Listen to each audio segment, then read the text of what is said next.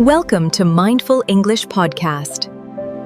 Welcome back to Mindful English. I am James, and I am here with Ruby. Today we're talking about something that completely changed the way we think about learning languages. Because perhaps English was never meant to be just another subject. Perhaps it was meant to become part of life itself. A language we don't simply study, but a language we live with every day. And maybe real fluency begins not when we study harder, but when English slowly becomes part of ordinary moments. So today we are exploring a simple question. What happens when English stops being homework and starts becoming a lifestyle? I love that question, James, because for a very long time I treated English like mathematics. In what way? I thought learning meant sitting at a desk, opening a textbook, memorizing vocabulary, and then closing everything after an hour. As if English only existed during study time. Exactly. Once I finished studying, I returned to my normal life. And English stayed inside the books. Yes, it felt like a school subject instead of something alive. I think many listeners can relate to that. And honestly, I used to wonder why I wasn't becoming fluent,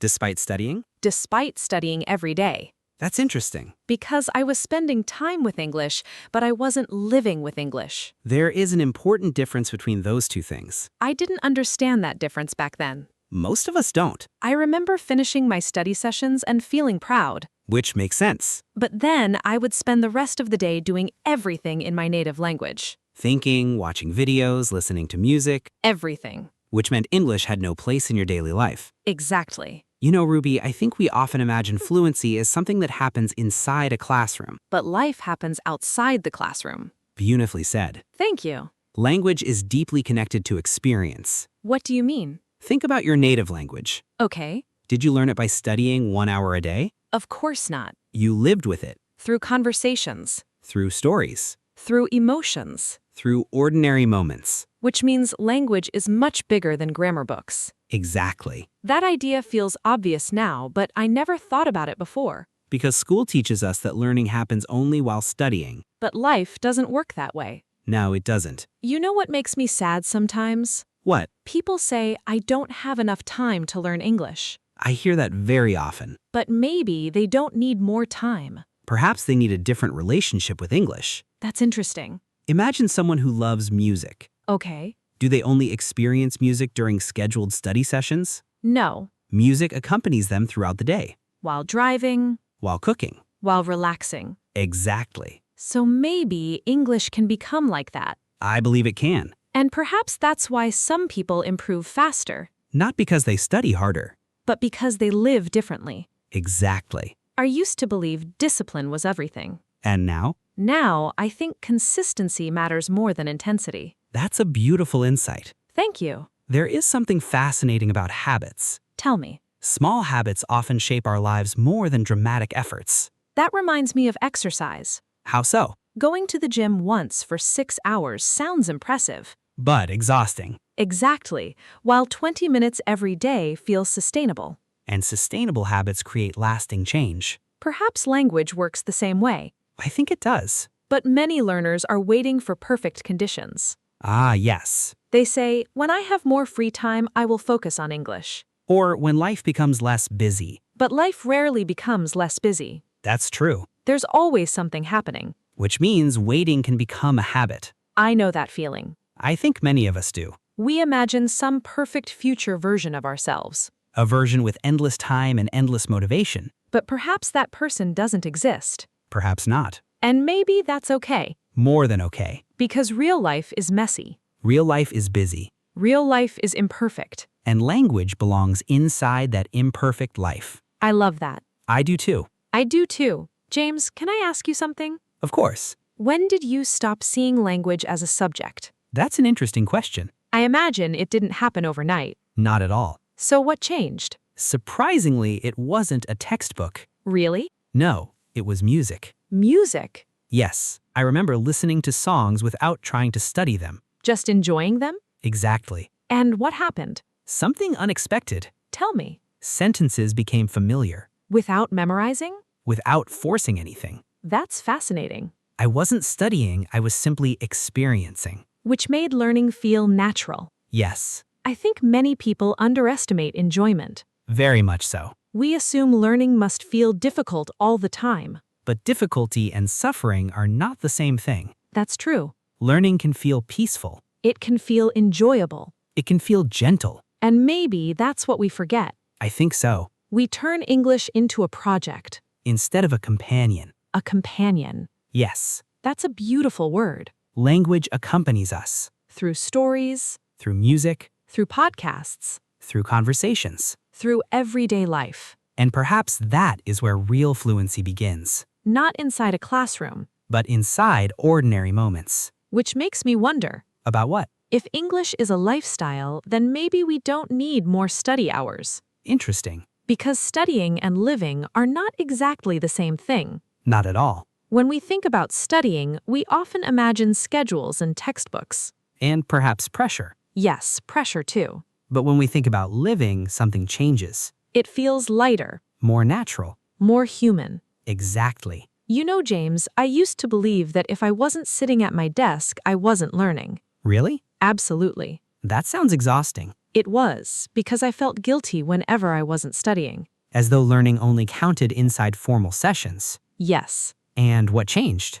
Surprisingly, very small things. Such as? I started listening to podcasts while washing dishes. Interesting. I changed my phone settings to English. That's simple. And I started reading short quotes before going to sleep. Small habits. Very small habits. Yet sometimes small habits create the biggest transformations. I think so too, because they become part of life instead of becoming another task. Exactly. You know, James, I think many people underestimate the power of ordinary moments. Why do you think that? Because ordinary moments don't feel impressive. That's true. We are attracted to dramatic solutions. Intensive courses. 8-hour study plans. Productivity challenges. But life is made of small moments. Not dramatic ones. Exactly. You know what I remember is funny? What is it? I once spent 3 hours memorizing vocabulary. And how did that go? Honestly, I forgot most of it. That happens. But strangely, expressions from songs stayed in my mind for years. Because emotions help memory. That makes sense. Human beings don't only remember information. We remember experiences. Beautifully said. Thank you. Think about your favorite movie. Okay. You probably remember scenes, emotions, and voices. More than individual words. Exactly. Which means language isn't only vocabulary. It is experience. That word keeps appearing. Experience? Yes. Perhaps because language is alive. I like that idea. And living things grow naturally. Not instantly. Not perfectly. Slowly. Quietly. Sometimes without us noticing. Exactly. James, do you know what used to frustrate me? What? People who seemed fluent and thinking they were somehow different from me. Different how? More talented, smarter, gifted. And do you still believe that? Not really. Why not? Because I realized many of them simply spend more time around English. That's an important observation. They watch shows, Listen to music, follow creators, read articles, and enjoy the process. which means English becomes part of their world. Not something separate from life. Exactly. You know, James, I think that's what I misunderstood. Tell me. I thought fluency came from effort alone. But now? Now, I think consistency matters more than intensity. Very much so. Because our environment shapes our habits. And habits shape our lives. That sounds simple. Sometimes the deepest truths are simple. You know what surprises me? What? I don't feel overwhelmed anymore. Really? Yes, because I no longer believe I need to study for 5 hours every day. That's a relief. Instead, I look for little opportunities. Such as? Listening while walking. Reading while drinking coffee. Watching videos before bed. Thinking simple thoughts in English. Exactly. And how does that feel? Peaceful. Peaceful. Yes, learning no longer feels like a battle. Perhaps because you're no longer forcing life to stop. That's true. Instead, you're inviting English into your life. I love that image. I do too. Because invitations feel warm. And pressure rarely does. Maybe that's what people need to hear. Which part? That learning doesn't always require more effort. Sometimes it requires more presence, More enjoyment. more patience, More curiosity. and perhaps less pressure. I think that's exactly where our conversation is leading. Because curiosity changes everything, doesn't it? Because curiosity changes everything, doesn't it? I believe it does. You know, Ruby, I used to think motivation was the most important thing. Really? Yes, I thought successful learners woke up every morning feeling excited to study. And now? Now, I don't think that's true, Why not? because nobody feels motivated all the time. That's certainly true. Some days we feel inspired. And some days we feel tired. Some days we feel curious, And some days we simply want to rest. which means motivation comes and goes. Like the weather. Exactly. But lifestyles are different. In what way? We don't need motivation to brush our teeth. That's true. Or to drink water. Or to check our messages, Those things have become part of life. which means they don't require constant discipline. Exactly. So perhaps English shouldn't depend entirely on motivation. Perhaps it should become part of our routine. That sounds much less stressful. I think so. I remember waiting for motivation before studying. And what happened? I spent more time waiting than learning, That's interesting. because I imagined motivation would magically appear. But life rarely works that way. No, it doesn't. Action often comes before motivation. That's surprising. Think about exercise. Okay, Most people don't feel excited before they start. that's true. But after they finish, they feel grateful that they began. So movement creates motivation. Very often. I think curiosity works the same way. Tell me more. Sometimes I watch one short video in English. And then? Suddenly, I want to watch another. Interesting. One video becomes two. And curiosity grows. Naturally. Which means we don't always need huge amounts of energy. We just need to begin. Beautifully said. Thank you. You know, James, there is another thing I find fascinating. What is it? Human beings naturally move toward what they enjoy, That makes sense. which means enjoyment isn't a distraction from learning. It can actually support learning. Exactly. But many people feel guilty when they enjoy English. Really? Yes, they think if I'm watching movies, I'm wasting time. That's unfortunate. Because sometimes movies teach us more than memorization. Through context, Through emotion, through repetition, through stories. human beings have always learned through stories. That's true. Stories make language memorable. I still remember expressions I heard years ago in films. Me too. But I don't remember every vocabulary list I studied. Neither do I. Which means memory isn't only about effort. It's also about meaning. Meaning. Yes, I think we underestimate meaning. very much so. Because we treat words like isolated objects. Instead of parts of experiences. Exactly. You know what I find beautiful? What? Sometimes language appears in unexpected moments. Such as? Making coffee. Really? Yes, you suddenly think, I need some coffee, Without translating. without translating. Or looking outside and thinking, it's cloudy today. Exactly. Those moments feel special. Because they are signs that English is becoming part of life. Not just part of study sessions. Beautifully said. Thank you. Sometimes people ask me, how can I think in English? I hear that question all the time. And I always find it interesting. Why? Because they imagine thinking in English as some dramatic event. Like crossing a finish line. Exactly. But perhaps it happens in tiny moments. Tiny moments repeated thousands of times. Which means we don't need to force it. Not at all. We simply need exposure. And patience. And trust. Trust appears again. It always does. Perhaps because learning requires trust. Trusting ourselves. Trusting the process. Trusting small habits. Trusting ordinary moments. You know, Ruby, I think I spent years searching for shortcuts. Really? Absolutely. Courses? Apps, Secret techniques? magic formulas. And what did you discover? There wasn't a shortcut. No? No, there were only daily experiences. That's beautiful. At first, I found that disappointing. Why? Because I wanted something dramatic, Something fast. something easy. And what changed? I realized there was something comforting about simplicity. Tell me more. I no longer needed the perfect method. Interesting. I simply needed to stay close to English. Close to English. Yes, Like staying close to a friend. I love that comparison. Friendships grow through time, Not through pressure, through presence, through shared moments. through consistency. Maybe languages are similar. I believe they are, Which means fluency isn't built in one extraordinary day. but through thousands of ordinary days. And perhaps that raises another beautiful question. Which question?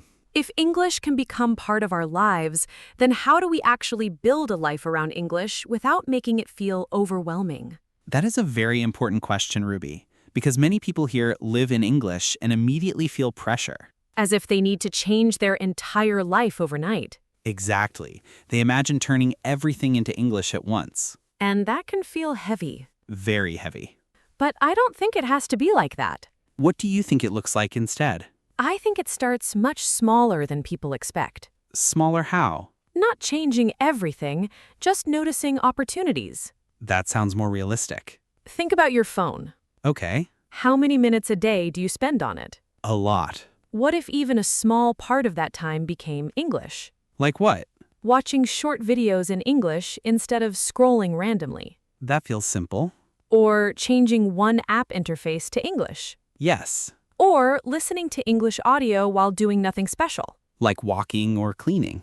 Exactly. So it's not about adding extra time. It's about replacing small moments. That makes it feel much easier. Because we're not fighting life, we're integrating it into it. I like that word, integrating. Me too. James, can I share something personal? Of course. I used to feel guilty when I wasn't studying properly. What do you mean? If I wasn't sitting with a notebook, I felt like I was wasting time. Even if you were listening or watching something in English? Yes, I didn't consider it real learning. That's very common. But now I see it differently. How so? Now I realize that exposure is learning too, Absolutely. even if I'm just listening while doing chores, The brain is still processing language. even if I'm not paying full attention. Yes. That feels freeing. Because it removes pressure. Exactly. You know, Ruby, there is something important about pressure. What is it? Pressure often makes us avoid things. That makes sense. When something feels heavy, we delay it. Or we stop doing it completely. But when something feels light, we naturally return to it. Like music. Exactly. I never feel forced to listen to music. And that's why you do it often. Yes, So maybe English should feel more like music than homework. I like that idea a lot. Me too. But James, some people might say, but I still need grammar, I still need structure. That's true. So how do we balance both? I think structure is important. Of course. But structure works best when it is supported by exposure. What do you mean? Grammar rules become meaningful when you've already seen them in real language. So theory comes after experience. Often, yes. That makes sense. Imagine learning to swim only by reading instructions. That would be impossible. Exactly. You need water. You need experience. So English is the same? I believe so. James, I think the biggest shift for me is emotional. Emotional? Yes, I used to feel guilty when I wasn't studying properly. And now? Now it feels like something I can do. That is a powerful shift. It removes resistance. And creates openness. Exactly. You know, Ruby, sometimes learners think they are lazy. That's true. But often they are not lazy. What are they? They're overwhelmed. That is very different. Very different. So maybe the solution isn't more discipline But less pressure. and more simplicity. Exactly. James, I feel like we keep coming back to the same idea in different forms. Which idea? That English should be part of life, not separate from it. I think that is the core of everything we're saying. And it sounds simple, but it's actually very deep. Because it changes identity. Identity? Yes, you stop being someone who studies English. And start being someone who lives with English. Exactly. That feels like a big transformation. It is, but it happens slowly. Not suddenly. Not at all. More like a shift in awareness. Yes.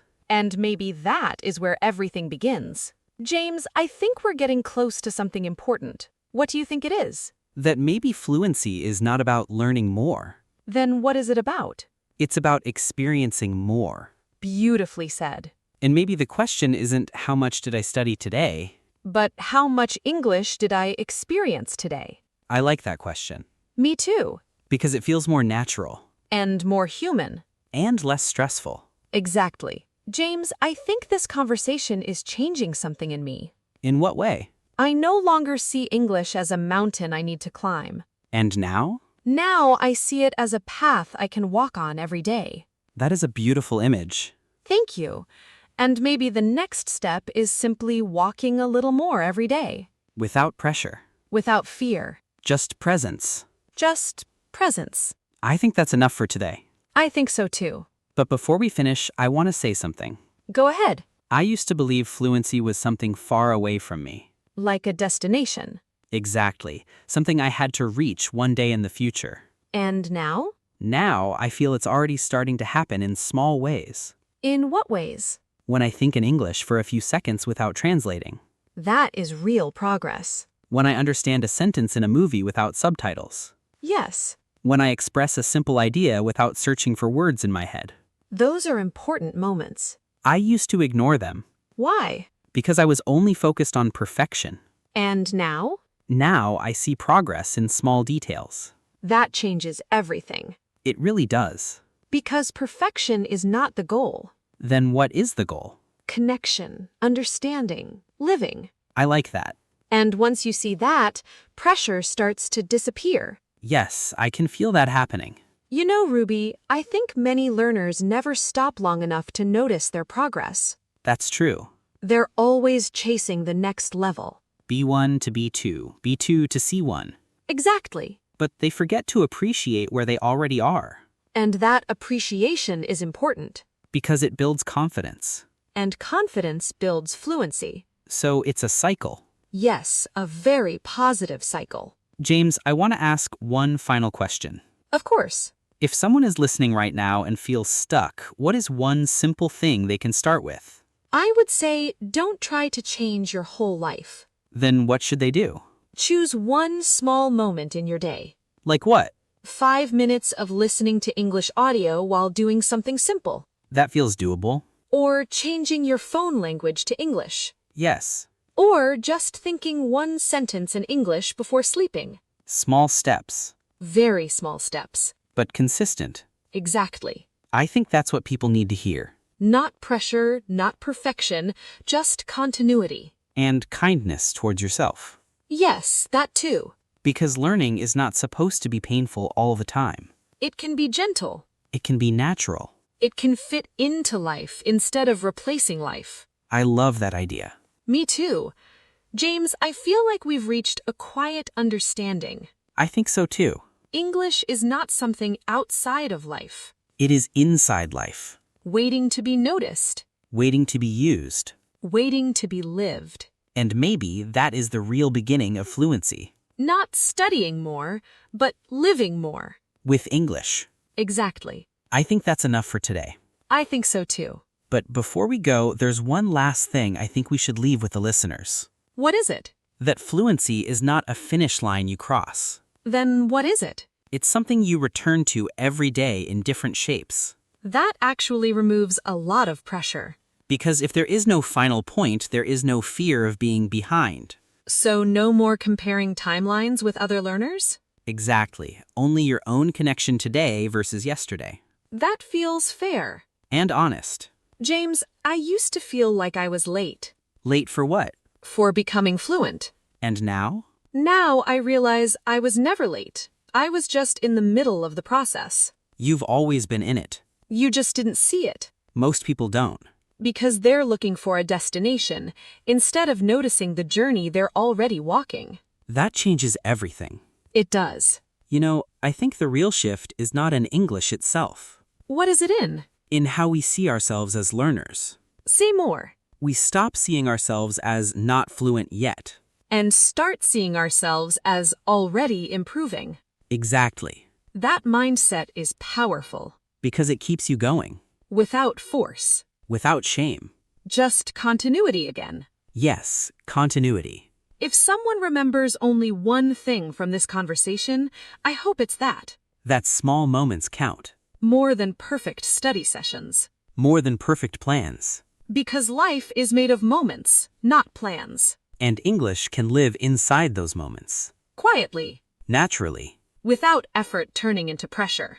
James, I think we should end it here. Yeah, softly. Not with an ending, but with a continuation.